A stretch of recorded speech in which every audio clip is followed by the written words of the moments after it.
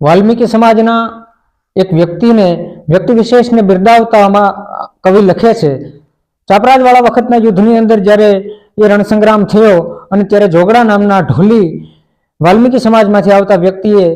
જ્યારે સૌ પ્રથમવાર તલવારનો ઘા ઝીલી અને પોતાનું બલિદાન આપ્યું, એના માટેનો દુહો જે મેઘાણીએ લખ્યો છે કે આગે છેલ્લી ઉઠતો અને પેલી ઉઠ્યો પાંત, આગે છેલ્લી ઉઠતો અને પેલી ઉઠ્યો પાંત, ભૂપોમાં પાડી પ્રાંત તે જમણ અભડાયું જોગડા.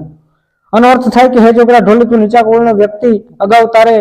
સૌથી છેલ્લી પંગતમાં જમવા ઉઠવાનું થાય, પણ આજે યુદ્ધરૂપી જમણવારની અંદર તે બધાની પહેલા ઉઠી અને શૂરવીરોને નીચું જોણા જેવું કર્યું છે અને તે તારી બિરદાવળીને ઇતિહાસમાં અમર કરી છે. માટે આ એક વાલ્મીકી સમાજમાંથી, નાના સમાજમાંથી પણ આવતા વ્યક્તિની શૂરવીરતા કેટલી હોઈ શકે એનો એ અદ્ભુત દોહો સાક્ષી પૂરે છે, જે સૌરાષ્ટ્રની રસધારના